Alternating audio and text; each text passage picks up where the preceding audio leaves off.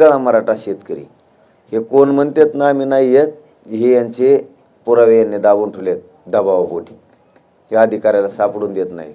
आपण सगळे शेतकरी तर आपण सगळे मराठी, दोन्ही आपणच आहेत. शेतकरी आपण आणि मराठा आपण. एक भूमिका मी स्पष्ट क्लिअर केली की कुणबी नोंदी सापडल्यात त्यांना तर द्यावंच लागणार आहे. परंतु तुम्ही मागासवर्ग आयोगाचा अहवाल घेताल आणि म्हणताल आता नोंदी नसलेल्या मराठ्यांसाठी हे आरक्षण, ते चालणार नाही. सगळ्या सोयऱ्यांची अंमलबजावणी तुम्हाला करावीच लागणार आहे, त्याशिवाय सुट्टी नाही आहे. आणि विषय पांगू नका. आमची विनंती आहे, आणखीनही मराठ्यांना विश्वास आहे, शिंदेसाहेब आणि फडणवीस साहेब मराठ्यांना आरक्षण देणार, ती विश्वास गमू देऊ नका. आणि ते पण 20 तारखेच्या आत तुम्हाला तो निर्णय घ्यावा लागणार आहे. नसतं आम्ही मात्र सगळ्या सोयऱ्यांची अंमलबजावणी केल्याशिवाय कोणाला सोडणार नाही, याच्यावर आम्ही ठाम आहे. या तीनही बाजूंना मराठ्यांचाच फायदा होणार आहे, म्हणून याला आपण होकार दिलेला आहे. म्हणजे मागासवर्ग आयोगाच्या अहवालाला पण तीही गठीत करून द्या, ज्या मराठ्यांना घ्यायचं ते घेते. आणि सगळ्या सोयऱ्यांच्या माध्यमातून कुणबीचं आपण घेतोय म्हणजे काय, हे राज्यात आणि केंद्रात आरक्षण आहे. आता नको शोषण करायचं स्वतःच्या मराठ्यांच्या जातीचं जाप. हो द्या पोरं मोठ्या राज्यापासून केंद्रापर्यंत. आता हे राज्यापुरतं आहे राज्य मागासवर्ग आयोगाचं, परंतु ज्यांना नको आहे ते घेतील. काय जोर जबरदस्ती नाही, तेही याच आंदोलनानं मिळून दिले समाजाला.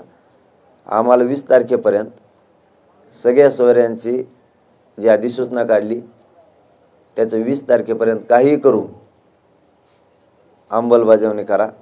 अंतरावलीसह राज्यातल्या सगळ्या केसेस मागं घ्या. हैदराबाद संस्थांचं गॅजेट तुम्ही ते स्वीकारा, ते लागू करा.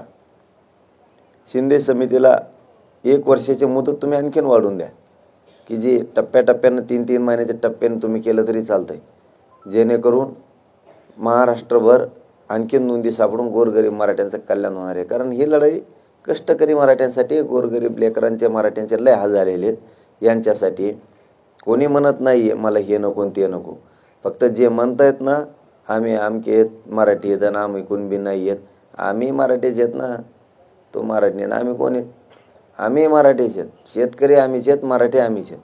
पण आता या असल्या थोतांडाच्या नावाखाली आता लेकरांची फसवणूक नको, लेकरं मोठे झाले पाहिजे. हे सरकारनं करणं अपेक्षित आहे, सरकारला एक करावंच लागेल. मी 20 तारखेपर्यंत उपोषण करत असतो, जर नाही केलं तिथून पुढं सरकारने सरकारचं धोरण बघायचं, मराठ्याचं धोरण बघणार आहेत. धन्यवाद. तुम्हाला काय विचारायचं?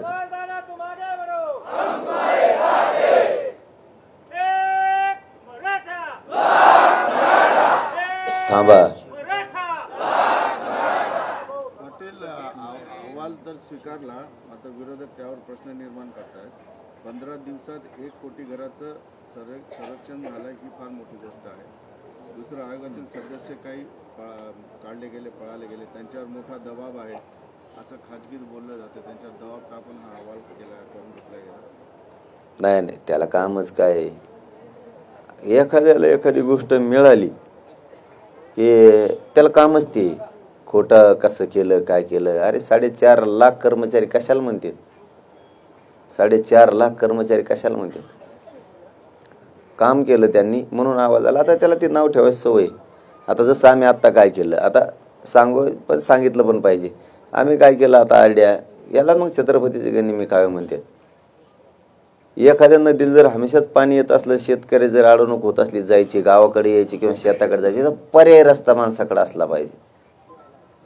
मग मराठ्यांनी मागासवर्ग आयोगाच्या मार्फतही मराठ्यांना आरक्षण